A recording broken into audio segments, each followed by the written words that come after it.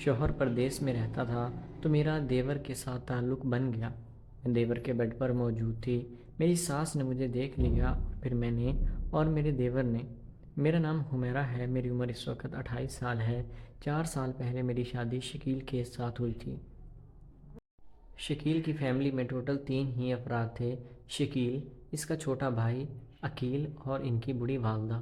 ان کا والد انتقال کر چکا تھا۔ گھر میں ٹوٹل 3 افراد ہی رہتے تھے۔ عقیل شکیل سے چھوٹا تھا، اس لیے گھر کی ساری ذمہ داری شکیل پر ہی آتی تھی۔ پہلے یہاں پر کام کیا کرتا تھا، لیکن جیسے جیسے گھر کے حالات بدلنے کا وقت آیا تو شکیل نے یہی فیصلہ کیا تھا کہ یہاں پر رہ کر وہ کچھ خاص نہیں کر پائے گا۔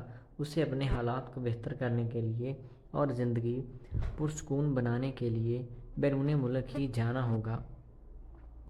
شادی سے 1 سال قبل ہی وہ بیرون ملک چلا گیا تھا۔ ادھر بھی میں پوری جوان ہو رہی تھی، میرے جسم میں بھی ابھار آنا شروع ہو چکے تھے۔ میری جوانی اچھل رہی تھی تو گھر والوں نے بھی یہی فیصلہ کیا تھا کہ جوان بچی ہے، اس کی شادی کر دیتے ہیں۔ ورنہ جس طرح کی میری حرکتیں تھیں، میری ادائیں تھیں، میں نے کوئی نہ کوئی ایسی حرکت ضرور کر گزرنی تھی کہ جس سے میرے گھر والوں کا منہ ہمیشہ ہمیشہ کے لیے کالا ہو جاتا۔ تو اس لیے انہوں نے میری شادی شکیل کے ساتھ کر دی تھی۔ شادی سے پہلے میری شکیل کے ساتھ کوئی بھی بات چیت نہیں ہوئی تھی۔ میں نے اسے شادی کی رات ہی پہلی بار دیکھا تھا۔ وہ بہت شریف اور ذمہ دار تھا اور پھونک پھونک کر قدم رکھنے والا انسان تھا۔ میں تھوڑی شوق اور چنچل مزاج تھی۔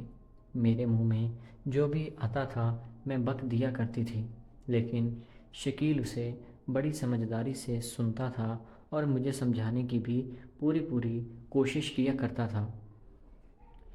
بس اسی وجہ سے وہ مجھے بہت بورنگ لگتا تھا، اس لیے میں زیادہ اس کے ساتھ مانوس نہیں ہو پائی۔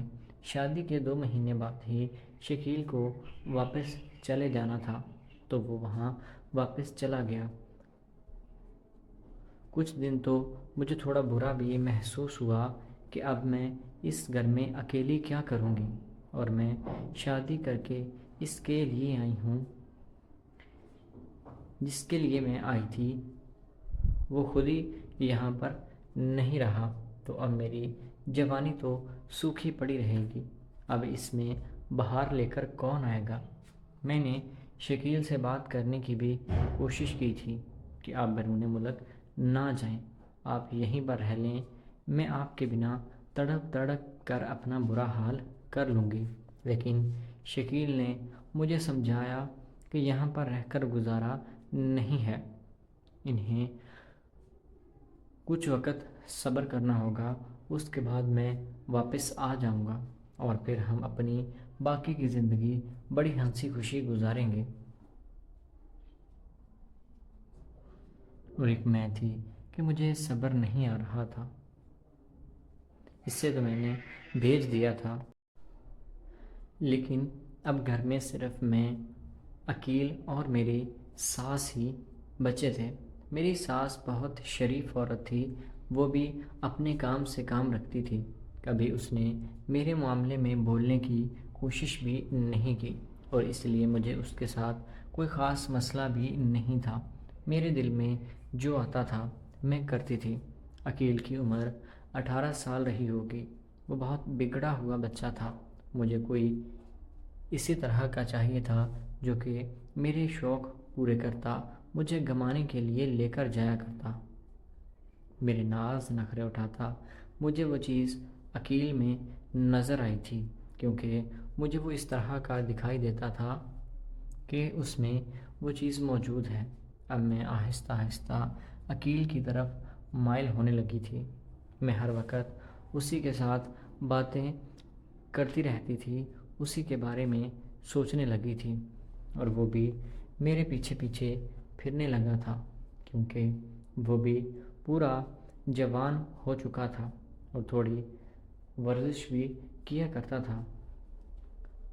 شام کا وقت تھا۔ ایک روز وہ کپڑے اتار کر ورزش کر رہا تھا۔ میں نے جب اسے دیکھا تو میں دل ہی دل میں عجیب عجیب خیالات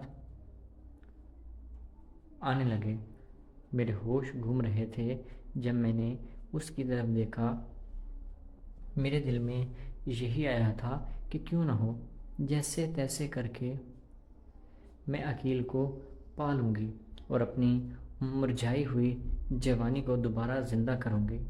میں نے عقیل سے بات چیت کی۔ میں نے اس سے کہا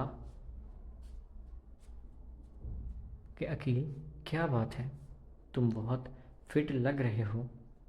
تو وہ کہنے لگا کہ بھابھی، مرد کو فٹ ہی ہونا چاہیے ورنہ لڑکیاں بھاؤ نہیں دیتی۔ میں نے جب اس کو یہ بات کرتے ہوئے سنا تو میں نے اس سے کہا کیا تمہیں بھی کوئی لڑکی پسند ہے؟ تو وہ کہنے لگا کہ پسند تو نہیں ہے، لیکن میرا بھی دل کرتا ہے کہ میری کسی لڑکی کے ساتھ دوستی ہو اور ہم مل کر خوب انجوائے کریں اور میں اسے اپنی جوانی بھی دکھا سکوں۔ یہ بات جب میں نے اس کے منہ سے سنی تو میرے دل میں بھی خیال آیا کہ یہ میرے لیے بالکل صحیح رہے گا، اور پھر میں نے اس سے کہا کہ تم مجھے بھی فٹ کر دو۔ تو وہ کہنے لگا کہ بھابھی، یہاں پر نہیں، آپ کو کمرے میں فٹ کروں گا۔ جب اس نے یہ بات کی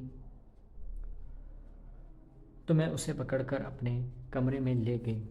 لے جانے کے بعد میں نے کمرے کی کنڈی لگا دی اور اس سے کہا کہ چلو اب تم مجھے اپنی جوانی دکھاؤ اور مجھے بھی فٹ کر دو۔ اس نے اپنا کام شروع کیا اور اس کا کام کرنے کا انداز بھی ایسا تھا کہ پتہ لگ رہا تھا کہ کوئی کام کر رہا ہے۔ مجھے بہت مزہ آیا اور بلندیوں پر اس نے مجھے پہنچا دیا۔ وہاں جا کر اتنا مزہ دیا کہ میں بتا نہیں سکتے۔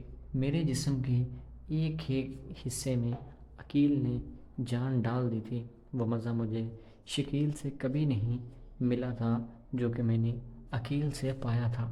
اب جا کر مجھے اس چیز کا احساس ہو رہا ہے کہ میں نے بہت غلط کیا ہے، لیکن غلطی صرف میری نہیں تھی، کچھ غلطی میرے شوہر کی اور معاشرے کی ہے، جس نے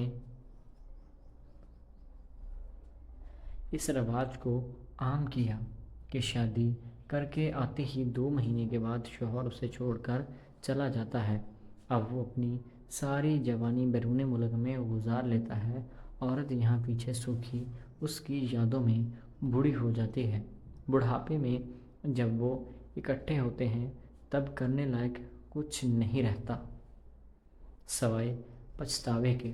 تو دوستو، میری آپ سب لوگوں سے گزارش ہے کہ ہمارا مذہب بھی اس چیز کی اجازت نہیں دیتا کہ مرد اور عورت شادی کے بعد اتنا وقت ایک دوسرے سے دور رہیں۔ اللہ تعالیٰ سب کی بہن بیٹیوں کی عزتیں محفوظ رکھے۔